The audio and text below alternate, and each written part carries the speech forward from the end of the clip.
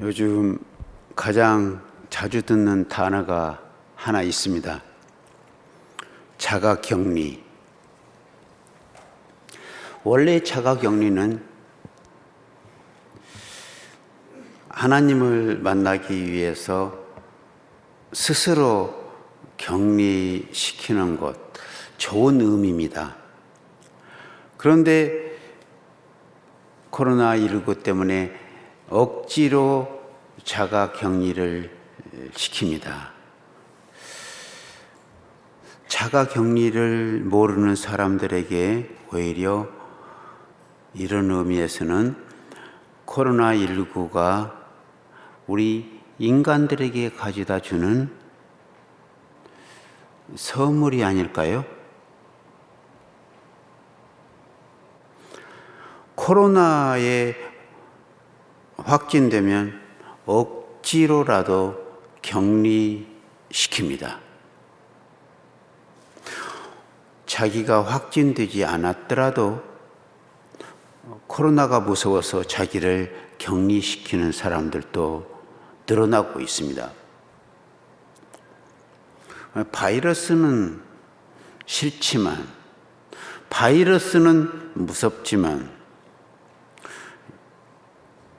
바이러스가 우리를 자가 격리시킨다면 선물이 아닐까요?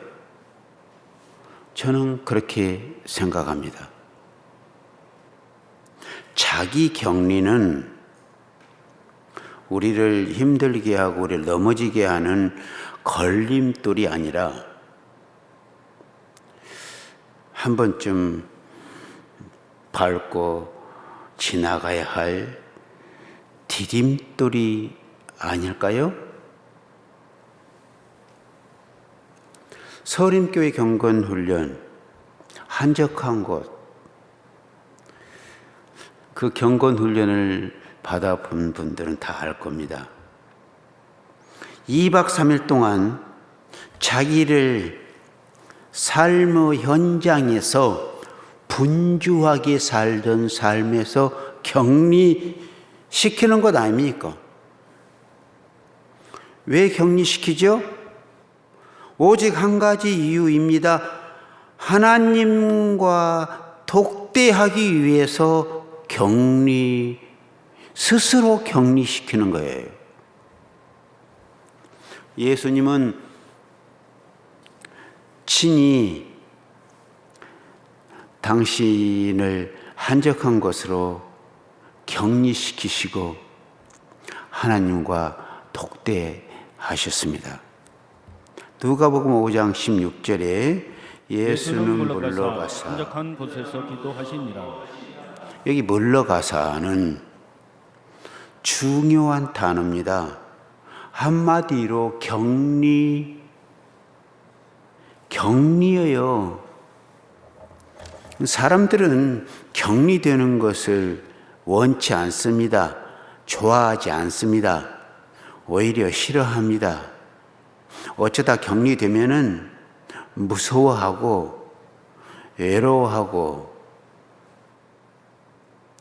그래서 사람들은 분주한 사람들이 모이는 곳에 자기 몸을 던집니다. 물러나기를 싫어합니다. 경건훈련을 왜 못 받는 줄 알아요? 물러날 줄 모르기 때문에 경건훈련을 싫어하고 못 받습니다. 바빠서, 뭔가 매워서, 뭔가에 붙들려서, 직장에 붙들려서, 가족에 붙들려서, 심심풀이에 붙들려서 물러날 수 없대요. 오늘 말씀 31절 보세요. 이르시되 너희는 따로 한적한 곳에 가서 잠깐 쉬어라 하시니 이는 오고 가는 사람이 많아 음식 먹을 겨를도 없음이라. 음식 먹을 겨를도 없음이라. 맞아요, 맞아. 오고 가는 사람이 많고 밥 먹을 시간도 없이 살아가는 것 아닙니까? 코로나19 바이러스 때문에 요즘 좀 한가하게 보내는 사람들이 있었지. 이런 의미에서 코로나19 바이러스가 우리에게 선물한 거라니까요. 예수님도 제자들과 사역을 하시며 공생애를 사시며 얼마나 바빴는지, 밀려오는 수많은 인파 속에서 병든 사람이 찾아옵니다. 그들을 한 사람 한 사람 다 마다하지 않고 고쳐주셨습니다. 수많은 사람들에게 하나님 나라를 증거해야 했습니다. 틈만 나면 제자들을 데리고 가셔서 하나님 나라의 말씀을 전하셨습니다. 일을 하시다가 사역을 하시다가 지칠 수밖에 없어. 여러분, 사람은 지치게끔 되어 있습니다. 32절 다시 한번 봅시다. 이에 배를 타고 따로 한적한 곳에 갈새.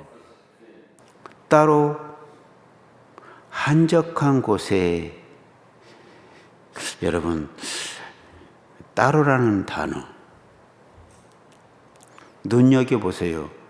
오늘 본문에 한적한 곳이라는 단어가 두 군데 있는데 그 앞에 따로, 이 격리시키는 단어가 따로, 홀로 고독하게 만드는 거예요. 이 고독은 스스로 원해서 고독하게 사는 거. 바쁜 사람들은, 매어서 사는 사람들은 못합니다. 그런데 예수님 말씀하시기를 너희도, 나처럼 너희도 따로 한적한 곳으로 자기를 격리시켜라, 이렇게 분명히 말씀하시는 거예요.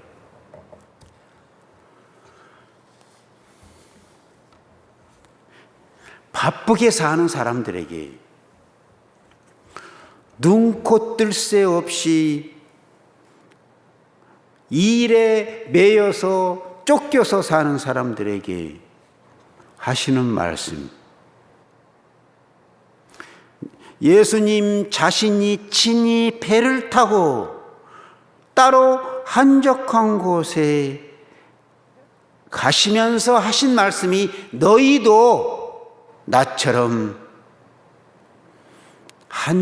따로 한적한 곳에 가서 기도도 하고 하나님과 독대도 하고 쉬기도 해라 말씀하셨습니다.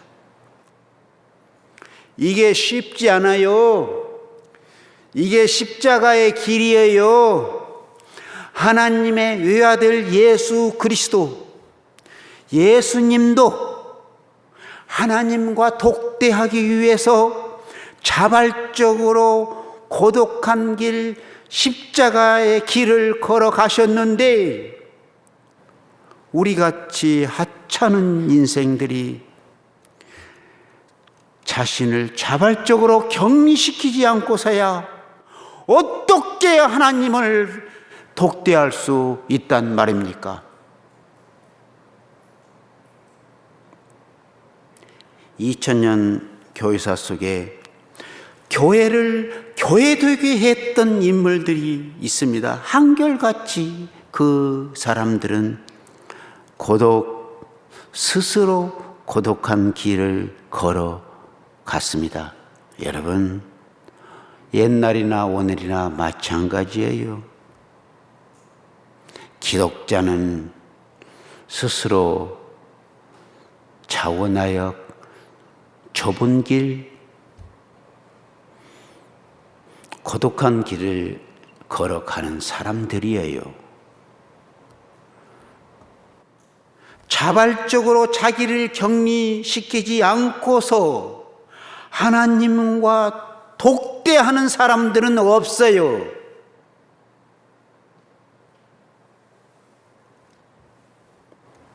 많은 사람들이 다수의 힘으로 서로 연대하고 연합하여 금송아지를 만들 때에도, 바벨탑을 쌓을 때에도 하나님의 경건한 사람들은 나 홀로 자기를 격리시켰던 거예요.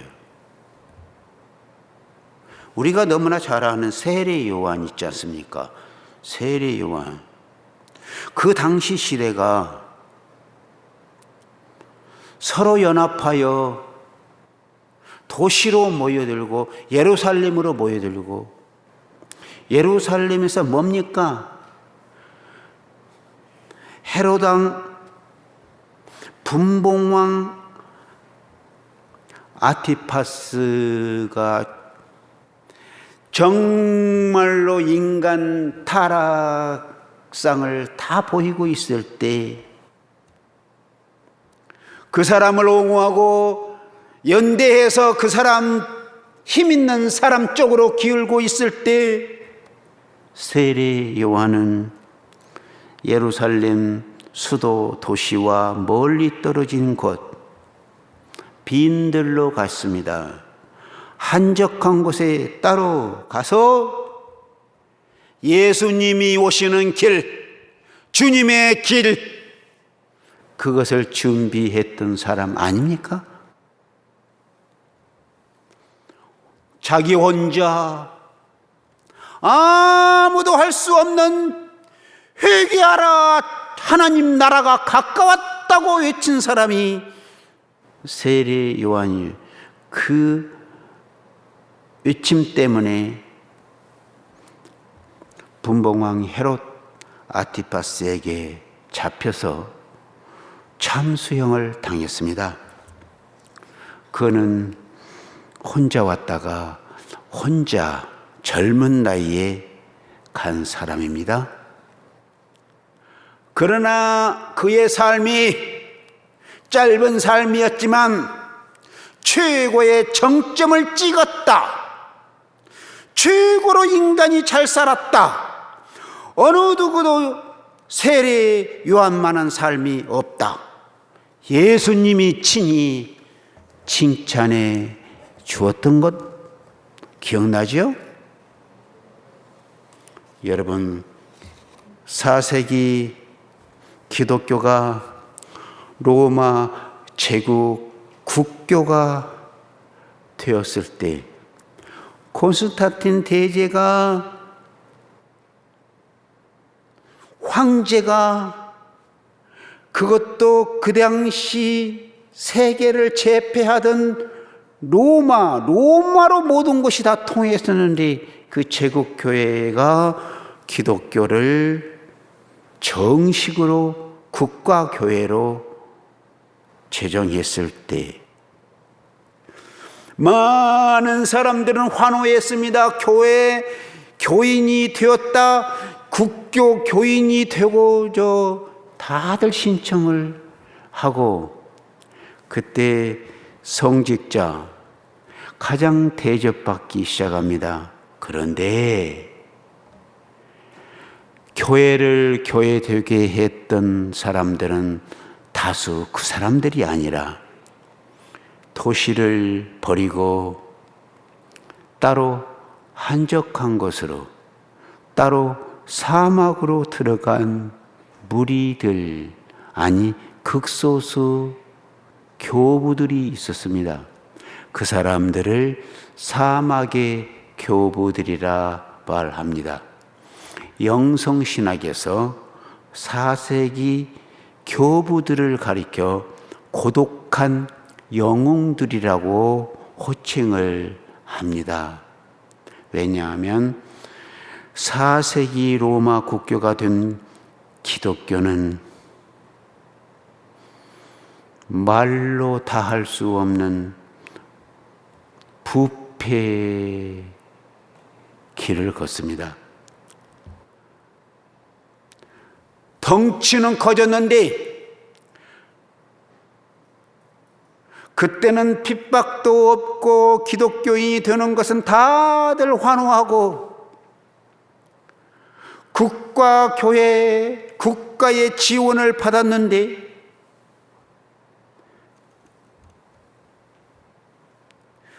그래서 성직자가 되면은 권력의 상징, 부의 상징으로 통했습니다.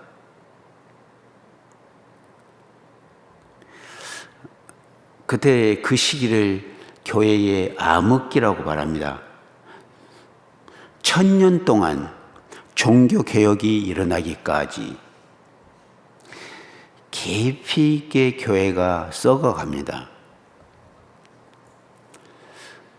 역사의 교훈은 교회가 썩으면 다 썩는다는 것. 마지막 보존되어야 할 교회가 부패하면 그 나라, 그 사회, 그 국민은 희망이 없다는 것, 이것을 가르쳐 줍니다. 그러나 어디 가도 교회, 참된 교회, 예수 교회를 찾지 못할 만큼 썩어갈 때에도 사막으로 한적한 곳으로 따로 간 소수 사막의 교부들이 마지막 무너지는 교회의 기둥을 붙들고 기도했었기 때문에 오늘날 우리에게까지 참된 복음이 전해지는 거예요. 교회를 교회되게 했던 거예요.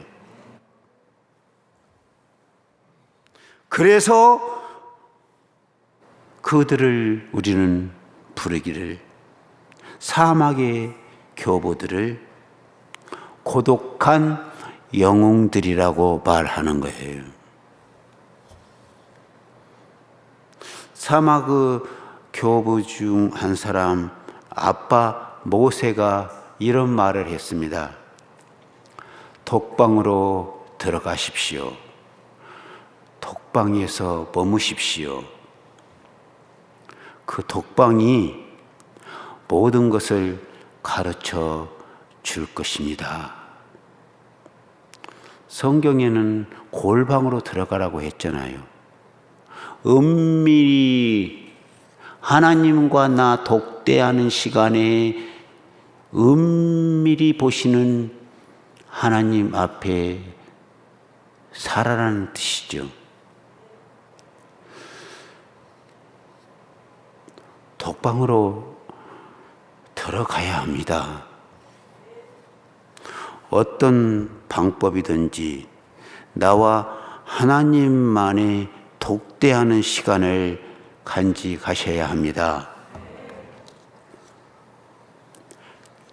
참 기독교인은, 참 그리스도인은 독방에서 만들어지는 거예요.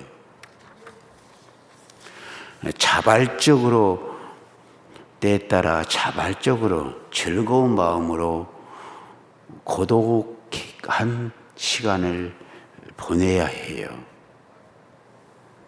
제가 수년 전에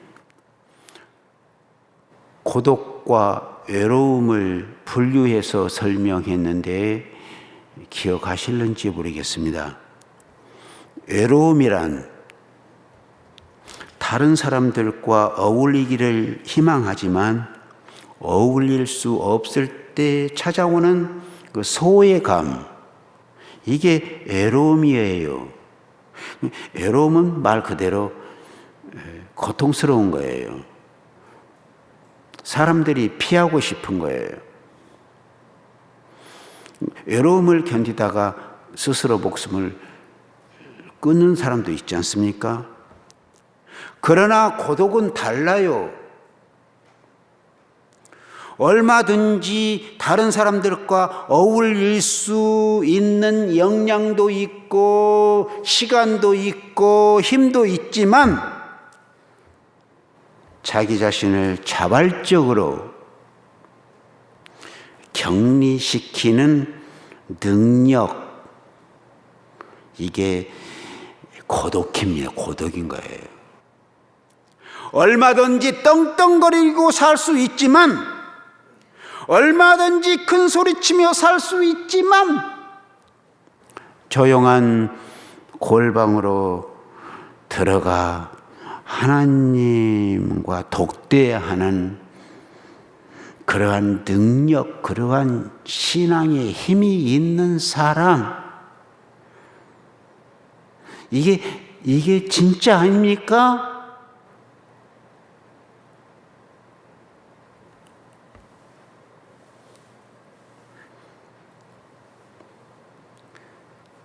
억지로는 안 돼요.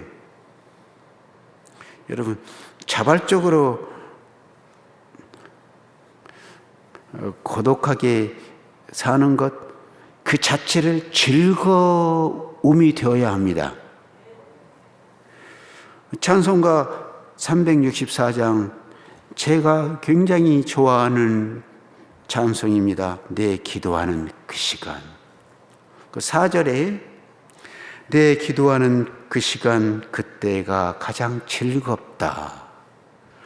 주 세상에서 일찍이 저 요란한 곳 피하여 빈들에서나 산에서 온 밤을 새워 지내사 주 예수 진이 기도로 큰 본을 보여주셨네. 스스로 한적한 곳을 찾아가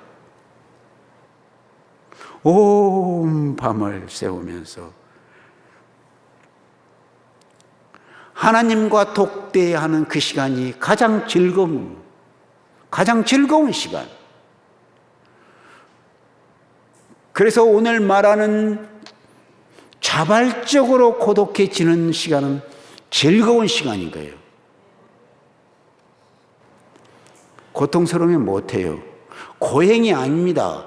기독교 경건은 고독이 아닙니다. 친히 즐거워서 소풍 가는 거 아닙니까? 즐겁게 살기 위해서 여행 떠나는 거 아닙니까? 선교도 그래서 억지로는 안 돼요. 선교 여행이라 하는 거예요. 여행 가듯이 즐거운 마음으로 선교하는 거예요. 바울의 사역을 선교 여행이라 부르는 1차, 2차, 3차 선교 전도 여행이라 합니다. 그렇게 호칭하는 이유가 억지로 선교하지 않았어요. 사도 바울은 즐거운 마음으로 이 말씀을 전하지 않고서는 견딜 수 없어서 했던 거예요. 우리가 아프리카로 파송한 선종철 목사님, 바울의 영성을 많이 닮았다라고 저는 만나면 위로하면서 말씀을 전합니다. 목사님은, 선교사님은 바울 영성이다.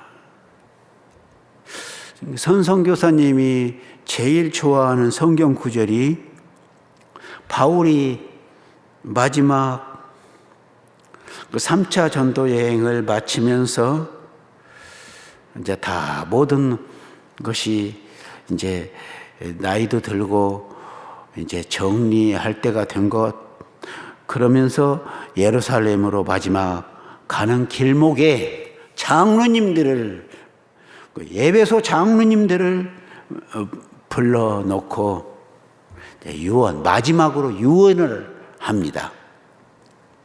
사도행전 20장 22절 24절 말씀, 이 말씀이 너무 너무 바울의 유언이에요. 보라, 이제 나는 성령에 매여 예루살렘으로 가는데 거기서 무슨 일을 당할는지 알지 못하노라.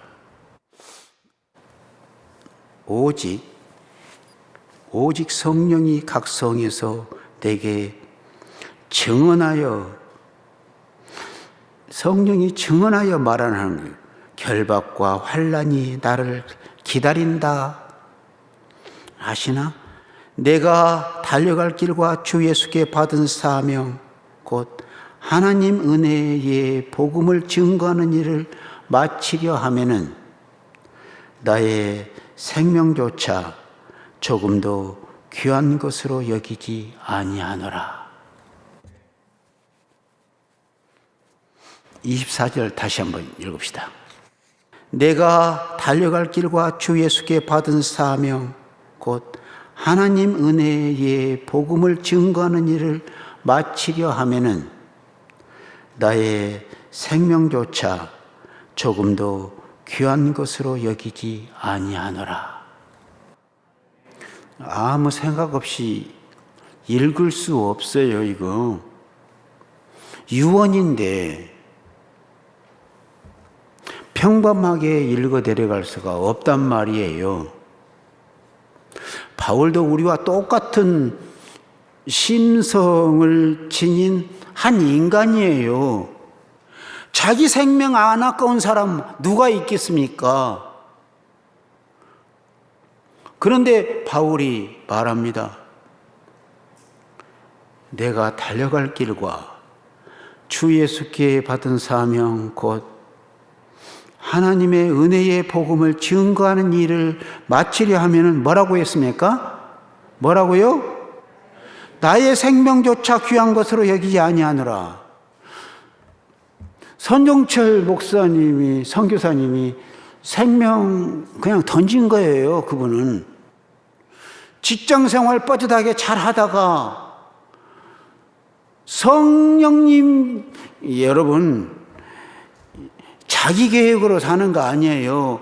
성령의 계획에 끌려다니는 거예요. 이게 선교예요. 어떻게 이럴 수가 있겠습니까? 이거 바울의 계획이 아니에요. 철저하게 성령님이 이끌었던 계획이었어요. 그래서 바울을 보세요. 예루살렘에서 무슨 일을 당할는지, 어떤 일이 일어날는지 바울 나도 몰라. 나도 모르고 다른 사람도 몰라. 단지 성령께서 지시해 준 거예요. 결박과 환난, 죽음이 기다리고 있다 이거예요. 나는 여기서 많은 것을 생각했습니다. 내가 만약 바울이라면 어떻게 해석했을까? 내 수준 10중 8구 하나님께서, 성령님께서 예루살렘을 피하라 하신다 이쪽으로 해석했을 거예요.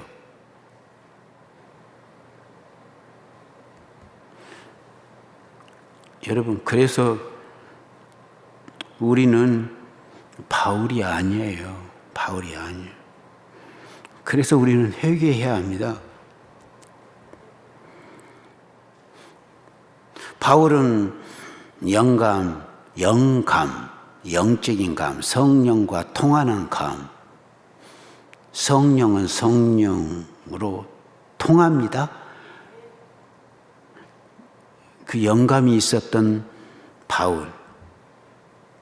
성령의 예고를 정확하게 해석하는 능력이 있었던 거예요.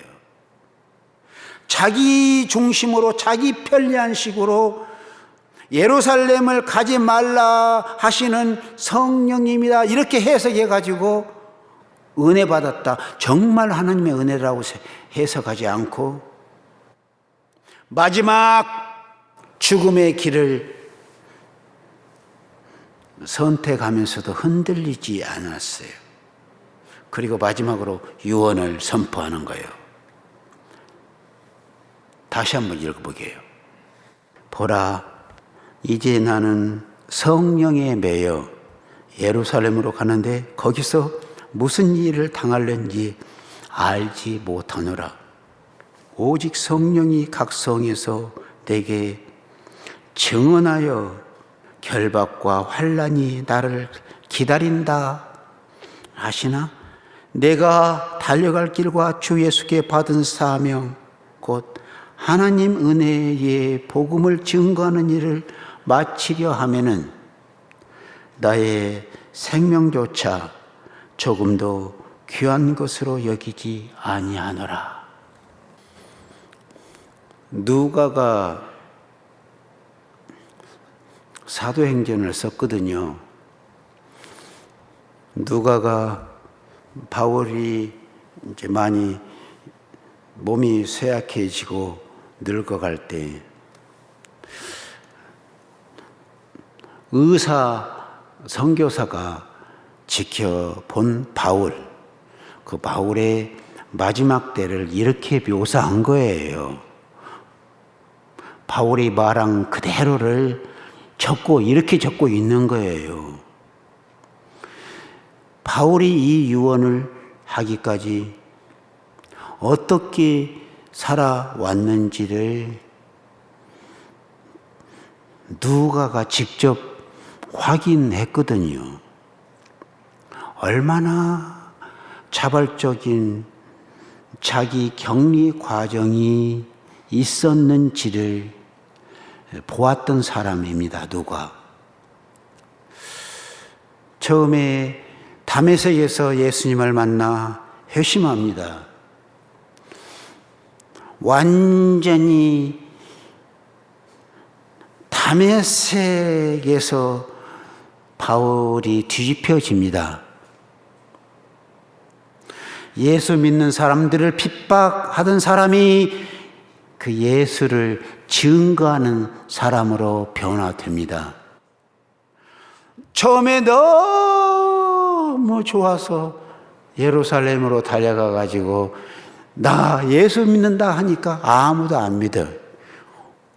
살벌하게 방금 전까지 핍박하던 사람이 지금은 자기가 예수 믿는다니 아무도 안 믿었어요. 그때 깨닫고 바울이 깨닫고 아라비아 사막으로 자기를 스스로 격리시킵니다. 2년 6개월 동안 머리에서 발끝까지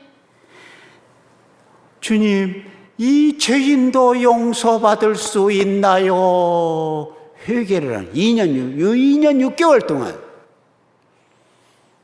사람은 하루아침에 변화되는 거 아니에요.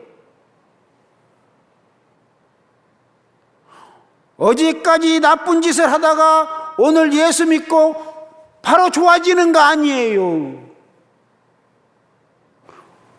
바울은 2년 6개월 동안 집거하고 사막에서 한적한 곳에서 따로 하나님을 독대하면서 회개합니다. 그것도 모자라. 나 예수 믿는다, 나 회심했다 하기 전에 다시 다소로 가서 7년간을 묵상 생활합니다. 집거 생활합니다. 10년 가까운 세월을 공적인 자리로 나타나지 않고 철저하게 지적으로 영적으로 변화를 받습니다. 그리고 전도 여행을 즐겁게 하면서 여러분 누가를 데리고 때때는 신라를 데리고 함께 여행하면서 얼마나 스스로 격리된 생활을 했을까요? 그것은 말로 다 할 수가 없어. 이러한 바울이 이제 마지막 때 처음 출발보다 마지막이 멋집니다. 더 여러분, 사람은 비행기로 말하는 이륙보다도 착륙이 멋있어야 합니다. 바울 사도는 성교의 이륙보다 성교의 완주를 하면서 착륙을 멋있게 합니다.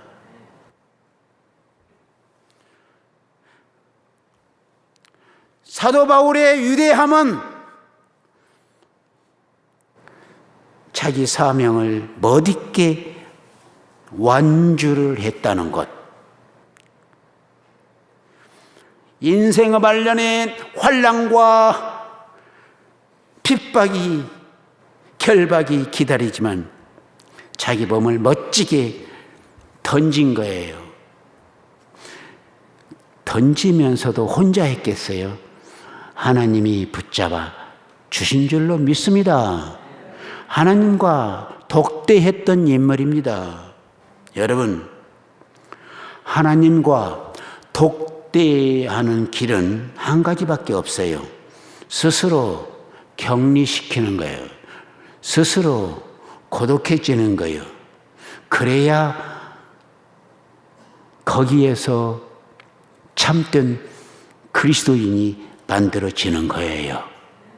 금년 여름 코로나19와 함께 여름 휴가를 어떻게 보내렵니까? 한 번쯤 수많은 사람이 모여 있는 곳을 갈 수도 없습니다. 지금은 코로나 때문에. 차라리 자발적인 자기 격리를 통해서 꼭 하나님과 독대하시기 바랍니다. 하나님을 만나시기 바랍니다.